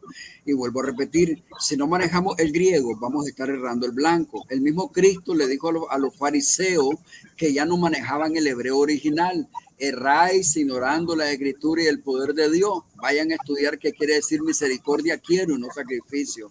Ellos mismos ya no entendían su idioma porque se habían paganizado y habían adoptado el idioma de las naciones paganas. Hoy está pasando lo mismo. Muchos predicadores no están familiarizados con el texto griego. Y lamentablemente, si no están familiarizados con el texto griego, van a estar hablando fuera de la escritura y van a estar errando el blanco continuamente, ¿ya? Por ejemplo, mire, si al decir que el bautismo es necesario, esto es peligroso, ya que se está afirmando que algo tiene que ser añadido para completar a la salvación, y eso es peligroso, eso es una herejía. Decir que el bautismo es un requisito para ser salvo, no hay un solo texto que lo respalde. Y repito, si me quiere citar Marcos 16:16, me estaría citando un texto que es espurio. No existe en los mejores manuscritos. Es importante que después de esto usted examine un poco de ciencia bíblica para que se dé cuenta. Es necesario que todo pastor se meta en ciencia bíblica, el asunto de los manuscritos. Existen más de 20,000 manuscritos del Nuevo Testamento. Los errores que tiene la traducción 60. A veces estamos pegados en textos para respaldar doctrinas en textos que son espurios, y ahí es donde estamos errando el blanco. Por ejemplo, usted me citó en el caso de Primera de Corintios 15, cuando el apóstol Pablo en Primera de Corintios 15 nos habla, ¿no? Dice, si permanecéis, sois salvos, ¿no? La enseñanza o la doctrina que le ha hablado. Fíjese que en esos textos, cuando usted lo lee desde el 1 al 4, cuando yo me voy al texto griego, el apóstol Pablo en ningún momento le está diciendo que la salvación la pueden perder. En ningún momento le está diciendo que el bautismo tiene que estar incorporado dentro del cuerpo de doctrina. Y en ningún momento le está poniendo en duda su salvación. ¿Cómo me doy cuenta? Porque cuando examino esos textos en el griego, me doy cuenta que el sujeto de la acción es Dios en todos esos pasajes. Más bien Pablo está recordando que ya ellos han sido salvados y que tienen que seguir reteniendo esa doctrina como él se la ha enseñado. Dentro del cuerpo de doctrina del apóstol Pablo no iba el bautismo. Y repito, Romanos 6, 3 al 5, Gálatas 2:12, Gálatas 3:27, Colosenses 2:12. Nunca el apóstol Pablo está hablando de bautismo en agua. Hay varios eruditos que tienen 40, 50 años, eruditos, que se dedican al estudio de la Biblia 24/7, consagraron su vida al estudio. Es más, hay rabinos que se han dado a la tarea de consagrarse al estudio del Nuevo Testamento, no porque sean cristianos, pero llegaron a la conclusión que en Romanos 6, 3 al 5, Gálatas 3:27, Colosenses 2:12, no hay ni una gota de agua en esos textos. Por tanto, Pablo no está hablando de bautismo. Ahora, en el caso de Corintios 1, cuando Pablo viene y desde el verso 13 usted lo lee en el caso de Corintios, ¿no? Usted va a encontrar que el apóstol Pablo es contundente. Cuando él dice, no, está dividido Cristo, ¿fue crucificado Pablo por vosotros o habéis sido bautizados en el nombre de Pablo? Es importante que al leer ese versículo 13, no comencemos a crear ideas en nuestra mente de qué es lo que está pensando Pablo. No podemos andar inventando ni especulando. Es importante meternos en la mente del autor y para eso existe lo que se conoce la historia sagrada, el contexto histórico, gramatical y cultural. Cuando Pablo está diciendo esas palabras, está dividido Cristo, es porque el bautismo en agua, eso era lo que causaba división. Cuando alguien se bautizaba con Pedro, ellos entendían que su máximo dirigente se llamaba Pedro. Si se bautizaban con Apolo, entendían que su máximo dirigente era Apolo. Los que estaban bautizados con Pablo entendían que su máximo dirigente era Pablo. Y eso a Pablo lo escandalizó y prácticamente al escandalizarse es porque muchos creían que realmente era mejor ser discípulo de Pablo, otros creían que era mejor ser discípulo de Pedro porque Pedro anduvo con el Mesías y Pablo tuvo que votar eso. Ahora, cuando usted me dice, bautizó allá en Éfeso, capítulo 19, el capítulo de Hechos, recordemos que Pablo está haciendo mención a esa gente, porque en el caso de Hechos 19, Pablo encontró a 12 discípulos y les pregunta, ¿en qué fueron bautizados ustedes? En el bautismo de Juan. Ellos se bautizaron en el nombre de Juan. ¿Por qué en el nombre de Juan? Porque creyeron en el mensaje que Juan predicaba. Entonces Pablo les predicó y los bautizó. Y dentro de ese grupo es la persona que Pablo menciona en este texto. Y es importante manejar el contexto histórico, si no vamos a errar el blanco siempre, ¿ya? Entonces, decir que el bautismo es un requisito para la salvación es errar el blanco. Por ejemplo, fíjese que si nosotros nos vamos, por ejemplo, a Primera de Pedro, capítulo 3, verso 21 del capítulo 3 exactamente, es importante, y le vuelvo a decir, es importante que echemos mano del griego. El griego es importante examinarlo. Las palabras en griego pueden tener una multitud de significados, estamos claros, un universo de significados. Y si no estamos familiarizados con ello, podemos errar el blanco. Cuando la palabra tiene diversos significados, estamos obligados a interpretarlo en base al contexto que lo encontramos. Por ejemplo, Pedro dice en el 3:21, el bautismo que corresponde a esto ahora nos salva. Imagínense qué interesante que la palabra que usa Pedro ahí en griego cuando dice nos salva, nos es la palabra gemas y tiene que ver con un nombre, con un pronombre personal, plural, que tiene que ver exactamente con él y con la nación. No tiene que ver con los gentiles y no tiene que ver con un texto universal como muchos lo están diciendo ya. Ahora, cuando Pedro dice no salva, usa la palabra soso y la palabra soso significa salvar de diversas circunstancias. Pedro entendía que los judíos que se habían convertido a Cristo y se habían bautizado prácticamente estaban exentos de la ira de Dios y que estaban salvos de la ira de Dios que venía sobre la nación. Mire, A la hora que nosotros vamos a predicar en un versículo bíblico, obligatoriamente tenemos que echar mano del texto griego. No podemos venir, abrir la Biblia, meter el dedo, cerrar los ojos y luego decir, Dios me habló en este texto, y ir a hablar un montón de disparates que no está diciendo la Biblia. Es importante que a la hora que nosotros preparamos un tema, seamos responsables. No es cuestión de meterse a Google, meterse a Internet, meterse a Facebook ahí y ir a buscar algún tema, lo agarro, lo capturo, lo voy a imprimir y lo voy a disparar como lo hallo textualmente, sin haberlo examinado, sin tener dominio del tema. Cuando la Biblia dice, mira que te encuentres como un obrero digno, aprobado, es que cada predicador, hombre, debe consagrarse al estudio, debe hacer exégesis, debe hacer hermenéutica, que es el arte de saber interpretar la escritura. Y ese es el problema que tenemos. Carecemos de predicadores que manejen la hermenéutica, no manejan la hermenéutica, no manejan la exégesis y están predicando fuera de base, ¿ya? Entonces, a veces solo nos hacemos distribuidor de un mensaje que ni siquiera es de nosotros. Y es un mensaje que ni siquiera tiene contexto bíblico, y es lo que ha estado pasando con el bautismo en agua. Por ejemplo, imagínense que el texto es contundente de Efesios. Usted lo conoce, 4:5. Un solo Señor, una sola fe, un bautismo. A ver, de todos los bautismos que existía, ¿con cuál se quedó Pablo? El bautismo en el Espíritu. Si yo pregunto, ¿cuál es la evidencia del bautismo en el Espíritu? Usted puso palabras en mi boca y me dijo, usted me dirá, son los frutos. No, señor, no. Porque en el caso de los corintios fueron bautizados en el Espíritu y no estaban manifestando ningún fruto. ¿Qué le parece? La iglesia de Corintios era la iglesia más carnal que existía y no estaban manifestando ningún fruto del Espíritu. Entonces, los frutos, cuando hablamos de frutos como el buen comportamiento, el comportamiento ético y moral, estamos errando el blanco totalmente, ¿ya? No está diciendo eso el texto, porque el bautismo del Espíritu es subjetivo, no es objetivo. ¿Cuál es la evidencia del bautismo en el Espíritu Santo? Según los pentecostales, aún iglesias trinitarias, han mantenido que la evidencia del Espíritu Santo es hablar en nuevas lenguas. Eso es falso, no es cierto. No hay ningún texto que diga eso, porque si decimos que es hablar en nuevas lenguas, me tendrían que hablar idiomas, como los que hablaron en Hechos 2, desde el 8 al 13. Estamos claros que ahí hablaron idioma. Entonces, el bautismo del Espíritu es subjetivo. El bautismo del Espíritu es el único que nos puede poner en Cristo y nos puede poner seguro y a salvo.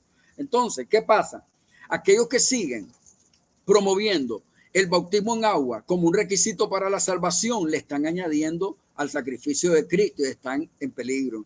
Aquellos que vienen y dicen que el bautismo en agua limpia pecado y que lava pecado, están cometiendo una herejía, porque el que lava pecado es la sangre de Jesucristo, estamos claros.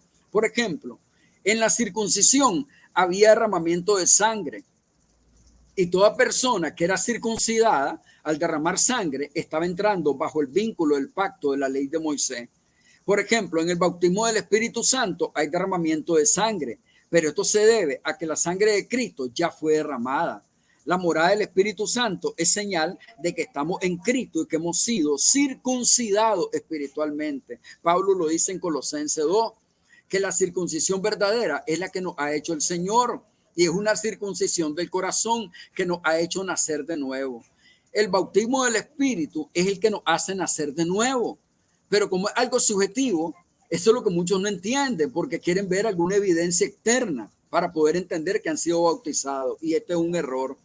Entonces, vuelvo y repito, decir que el bautismo en el Espíritu es necesario es peligroso, ya que se está afirmando que algo tiene que ser añadido para completar al sacrificio o a la salvación o al sacrificio de Cristo. Erramos el blanco. Es importante, imagínense que examinemos la escritura. Como dije, no es una apología, pero espero de que este encuentro, hombre, sea de bendición, porque es ir a examinar la escritura. Mire qué interesante, en Hechos 18 había un hombre que se llamaba Apolo. Dice que era un hombre elocuente, poderoso en palabra. Otra traducción dice que era un hombre poderoso y entendido en el Antiguo Testamento. Pero cuando Aquila y Priscila miraron que estaba predicando y que no estaba exponiendo bien el camino del Señor, esperaron que bajara y luego lo llamaron aparte y le explicaron mejor el camino. Y Apolo, a pesar de ser un hombre profundo en la escritura, tuvo ese acto de humildad que escuchó Aquila y Priscila. ¿Y qué es lo que hizo? Fue examinar la Sagrada Escritura, luego tuvo un encuentro con el apóstol Pablo y se nos dice, según el contexto histórico, que según la carta a los hebreos, se cree que el autor pudo ser Apolo, porque no aparece la marca de Pablo en esa carta. Si no fue Pablo, dicen algunos, tuvo que ser Apolo. Apolo entonces fue un hombre de mente abierta y Biblia abierta, porque manejaba la Sagrada Escritura. ¿Y qué es lo que hizo Apolo? Examinar y se dejó corregir por el caso de Aquila y Priscila. Entonces, fíjense bien, por ejemplo, algunos nos citan en el caso de Juan capítulo 3, versos 3 al 5, cuando Cristo está hablando con Nicodemo. Y dicen, como Cristo le dice a Nicodemo, te es necesario nacer del agua y del espíritu. Lo primero que les viene a la mente es, hombre, si ahí dice agua y espíritu, lo primero que se viene es sumergir a la persona en el agua y el espíritu. No, señor, la palabra agua en Juan 3 se usa metafóricamente. Y cuando Cristo está con Nicodemo y le dice agua, el significado no es de bautismo en agua, no está implícita el agua, porque si nosotros leemos el capítulo de Juan, capítulo 7, que ya lo leímos, 38-39, el que cree en mí sentirá dentro de su interior como río de agua viva. Hombre, ¿será que la gente siente alguna catarata dentro de ellos? No, señor, se habla metafóricamente. Si nos vamos a Ezequiel 36, 26 al 27, por ejemplo, ¿qué es lo que encontramos? Encontramos, por ejemplo, la profecía bíblica en Ezequiel, capítulo 36, 26 al 27, donde se está diciendo que Dios les va a dar ríos de agua. Dice que les va a dar a los israelitas cuando les va a dar la conversión, pero se usa metafóricamente también en el pasaje, no literalmente. Cuando nos vamos, por ejemplo, en el caso de Efesios 5 y comenzamos a examinarlo, se van a dar cuenta también que habla de agua, pero es también simbólico porque el agua es símbolo de la palabra. Mire lo que dice Ezequiel 3:25, esparciré sobre vosotros agua limpia y seréis limpiados de toda vuestra inmundicia y de todo vuestro ídolo os limpiaré. El agua no limpia pecado, el agua no limpia inmundicia, porque dice en el caso del capítulo 2, 22, 13, 23 de Jeremías, ¿no? Aunque te laves con agua y lejía, aunque te laves con agua y amontones jabón, tu pecado permanece para siempre. Ni que le ponga soda cáustica al agua puede limpiar los pecados. El agua ahí se usa simbólicamente, metafóricamente, no se usa literalmente. En el caso de Juan 3 al 5, cuando Cristo está hablando con Nicodemo, está haciendo uso del agua, lo mismo metafóricamente, no lo está haciendo literalmente. Por tanto, es importante que entendamos esos detalles para que no estar errando el blanco, ¿ya? El problema es que siempre se nos viene la imagen del agua, creyendo que Cristo está hablando del agua literalmente y en ningún momento lo está haciendo. Entonces, es importante también buscar un poco de la historia sagrada. Los bautismos prosélitos, en el caso de los bautismos profélitos, le llamaban la mitzvah. O sea, llevaban a los gentiles año con año. Por eso Cristo le dice, ay de vosotros, escribes fariseos, que viajáis por cielo, tierra y mar para hacer un prosélito y lo hacéis 2 veces, hijo del infierno. Ganaban gentiles, allá los circuncidaban o los llevaban anualmente para circuncidarlo en Jerusalén en el templo y luego bautizarlo. Herodes mandó a hacer un montón de bautisterios alrededor del templo y bautizaban solamente gentiles, sumergiéndolo en el agua. Este bautismo era solo para gentiles y lamentablemente es el bautismo que se sigue practicando hoy, un bautismo que Dios no ha mandado en ninguna parte de la Escritura. Que agarremos, por ejemplo, Hechos 2 y que digamos, cuando Pedro viene y le dice, hombre, arrepentido, convertido cada uno de nosotros para que sean bautizados para perdón de los pecados. Hay que trabajar ese texto en griego y nos vamos a dar cuenta que primeramente el auditorio de Pedro es netamente judío. No hay gentiles ahí. Judíos, los gentiles estaban aparte porque no podían ser parte de la asamblea de los judíos. Entonces, solo judíos fueron los que se bautizaron. Entonces, es importante que examinemos la escritura. Cuando el autor de Hebreos dice, dejando ya los rudimentos de la doctrina, vamos adelante hacia la perfección, no echando mano de obras muertas, como la doctrina de bautismo. Imagínense qué atrevimiento, el autor de Hebreo le llama obra muerta al bautismo y dice que hay que dejar de estar practicando el bautismo, porque el bautismo no lava pecado, no limpia pecado. Es más, si examinamos Efesios 5, 26 al 27, mire qué interesante, Efesios 5, 26 al 27. Hechos 2, 38. Está vigente para judíos, pero no para nosotros. Es importante entender eso. Mire lo que dice, para santificarla, habiéndola purificado por el lavamiento del agua, por la palabra. Otra traducción dice, para santificarla, habiéndola purificado en el lavamiento del agua, que es símbolo de la palabra. Nunca está hablando de bautismo en agua el texto, estamos claros. Entonces, es importante examinar todos estos textos que yo le he venido citando, ¿verdad? Para poder, cuando digo examinarlo, es necesario que nos auxiliemos del texto griego, el contexto histórico, gramatical. Imagínense que para el caso de los que son apologistas, ¿no? Porque hoy usted sabe, está de moda bastante, ¿no? Un montón de apologistas. Pero hay apologistas que no manejan el texto griego, ni el contexto cultural, ni gramatical. Y eso, en el contexto histórico, estamos errando el blanco, porque cuando hacen apología, prácticamente a veces se enfrentan a un exponente que tiene mayor dominio que ellos y por eso no es bueno hacer apología. En el caso de nosotros, el objetivo es de aprender y es importante que examinemos la escritura y hacer caso a las palabras de Cristo en Juan 5:39, cuando le dice a los fariseos, vosotros examináis a la escritura porque creéis que está la salvación. Ellas dan testimonio de mí y no queréis venir a mí para ser salvo. Es importante entonces que examinemos la escritura. Los fariseos eran, imagínense, hombres que habían consagrado su vida al estudio. Comenzaban a estudiar desde la edad de 3 años. A los 12 años se presentaban al templo. A la edad de 30 años ya podían ser rabinos. Y de 30 años hacia adelante seguían estudiando la escritura. Y Cristo los tuvo que enfrentar y decirle, erráis ignorando la escritura. Es lo que nos está pasando hoy a nosotros en el caso de los predicadores. Puede ser que tengamos 30, 40 años de estar predicando, pero estamos errando el blanco porque desconocemos el texto sagrado, ¿ya? Conocer la Biblia desde Génesis a Apocalipsis, aprenderme la memoria es una cosa, interpretarla es otra. Cada predicador tiene que ser un intérprete de la escritura. Es como un abogado que interpreta mal el espíritu de la ley va a dejar mal a sus clientes. Entonces, en el caso del predicador, debe de interpretar bien la escritura, está obligado a examinar las escrituras. Entonces, yo le exhorto a que examine el texto, le vamos a hacer llegar, ¿verdad?, el documento, ¿verdad?, para que usted lo tenga de este tema que estamos abordando, examine cada texto, en el documento van varios textos, y viendo su contexto, ¿verdad?, en el griego y todo eso, es importante que usted lo examine para que después, si usted quiere que volvamos a tener una reunión, usted pueda darnos una sentencia.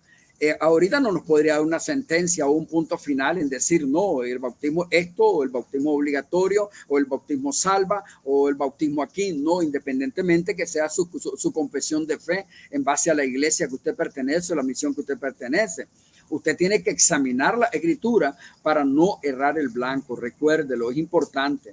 Entonces, quiero que, ¿verdad?, esta reunión haya sido pues de edificación pues para ambos, ¿no?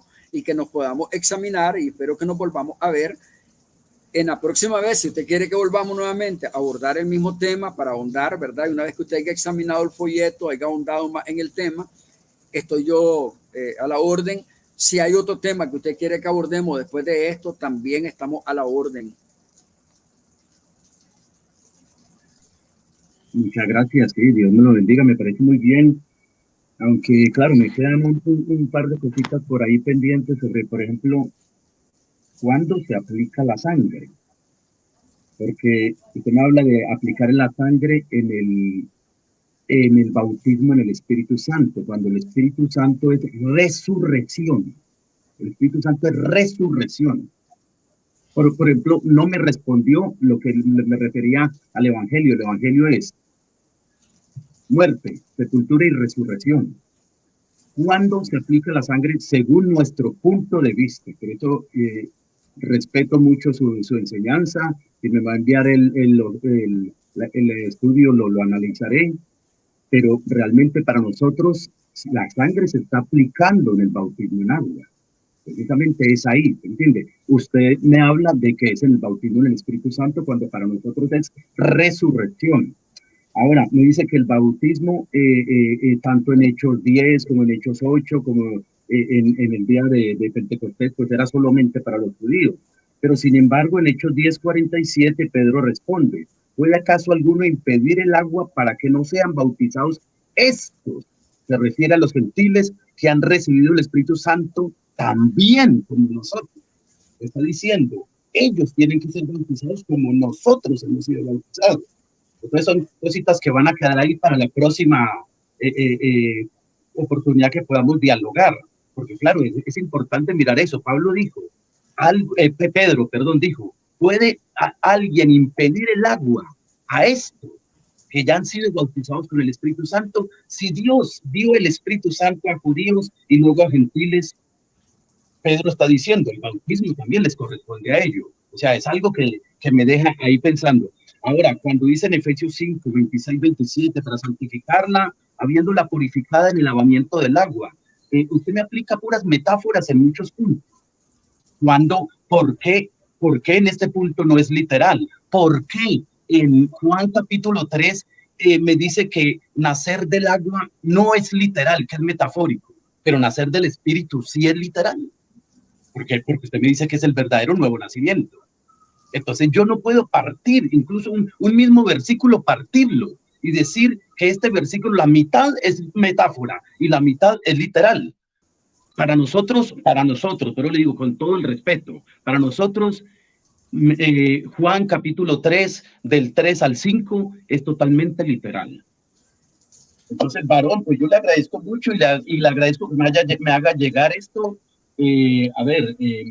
Seguiremos analizándolo con la Strong, que es la que yo tengo en cuanto a lo griego, en cuanto al hebreo, el análisis que yo hago, también el griego lineal, también me gusta guiarme por todo esto. O sea, no es solo pensar de que ustedes allí hacen esos análisis, no. Es muy cierto, sabemos que hay predicadores de dedo, pero también hay predicadores que nos gustan estudiar y que de pronto no tengamos todavía esa capacidad, ni ese análisis, ni llevemos ese estudio tan profundo. Pero sí estamos estudiando, varón, estamos estudiando, estamos capacitándonos y queremos llevar a la gente la verdad. Y lo único que yo les digo es que yo nunca me pongo como ejemplo de que me miren a mí, de que me sigan a mí, porque yo soy igual que en ese caso Pablo. ¿Está dividido Cristo? No, yo no lo hagan en mi nombre, no. La Biblia dice, puestos los ojos en Jesús, el autor y consumador de la fe. O sea, nosotros somos ese grupo que algunos llaman sus solos. Porque nosotros defendemos la obra redentora de Cristo. Todas las doctrinas dicen defenderla, pero ninguno se posiciona con Jesucristo. Algunos se posicionan con su pastor, con su líder, y siguen a esa persona. Yo no. Si yo tengo algo que aprenderle a usted, se lo voy a aprender y lo voy a tomar de las notas que me envíe. Y sé que un porcentaje muy alto me va a servir para seguir creciendo. Pero de momento hay cosas que todavía seguiré en mi pensamiento porque, como le digo, Juan capítulo 3, de 3 al 5, yo no lo puedo partir, una parte literal y otra parte metafórico, no puede ser, es imposible que usted me diga eso. Pero varón, yo creo que el tiempo se nos fue, yo le agradezco mucho, Jesús, Okay. Solo cierro con esto, solo cierro con esto. Una de las cosas que debemos de recordar, no es del que quiere ni el que corre, todo es por revelación. Esto depende de quien Dios le quiera abrir el entendimiento, ¿verdad? Solo se recibe de hecho por parte de Dios, porque mientras no examine el texto, usted nunca lo va a ver metafórico en el caso de Juan, y sí es metafórico. Cuando usted citó Pedro, que dice, ¿qué impide que estos sean bautizados con agua? Claro, cuando nosotros revisamos ahí, por ejemplo, el texto griego, no sé si usted maneja los aoristos, está un aoristo subjuntivo, está el aoristo indicativo, están los aoristos cuando el sujeto de la acción es Dios, el sujeto de la acción es el hombre, y es importante manejar eso. Y cuando leemos ese texto de hecho, nos damos cuenta que eso fue un hecho puntual que no tiene repercusión hasta el día de hoy y que va a ser abierto nuevamente hasta el tiempo de la gran tribulación, porque Dios no está tratando con los judíos. Ahora, ¿en qué momento se aplica la sangre? Primera de Pedro, no sé si hermano Pavel tiene la parafrase o la tiene a mano en físico para que me lo lea. Yo lo voy a leer el verso 3 de Primera de Pedro. En el caso de la sangre, el Espíritu Santo la aplica continuamente, porque en el griego nos da a entender que es una acción continua hasta el día de hoy y hasta el día del milenio. Por ejemplo, dice Pedro en la primera carta, capítulo 1 de Pedro, alabemos a Dios, verso 3, al Dios y Padre nuestro Señor Jesucristo, que por su gran misericordia nos ha hecho nacer de nuevo por la resurrección de Jesucristo. Esto nos da una viva esperanza. Pero mire otra traducción como dice, me lo lee hermano Pavel. Primera de Pedro 1:3. Alabamos al Dios y Padre de nuestro Señor Jesucristo, porque en su infinita misericordia nos concedió el privilegio de nacer de nuevo y pasar a ser parte de su familia. Gracias a la resurrección de Jesucristo, tenemos una esperanza viva y un día hemos de recibir la herencia pura, inmarcesible, inmutable e incorruptible que Dios nos tiene reservada en el cielo. Ok, mire qué interesante. Es importante cuando nosotros entendemos esto, ¿no? Y mire lo que dice el verso 2, hermano Pavel, por favor, léalo con voz de trompeta, el verso 2 del mismo capítulo.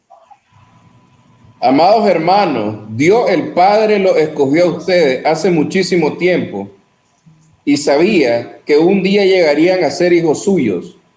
Por eso el Espíritu Santo le ha estado limpiando el corazón con la sangre de Jesucristo y lo ha estado haciendo obediente.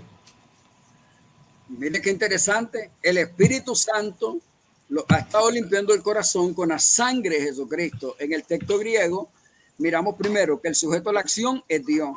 El aplicar la sangre es un ministerio del Espíritu Santo continuamente en nuestra vida. Es más, cuando nosotros venimos y una vez que hemos sido salvados, estamos en una nueva posición, estamos en Cristo.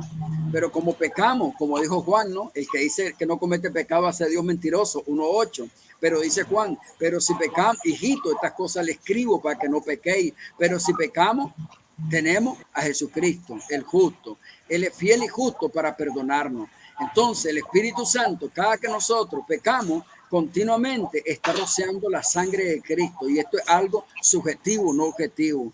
Quiere decir que la sangre de Cristo se aplica continuamente en la iglesia, en los creyentes, porque diariamente pecamos.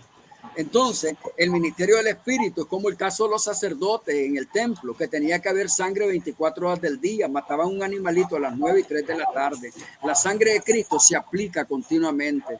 Entonces, es importante ver las figuras literarias en la Biblia. Ya sabe, estamos a la orden.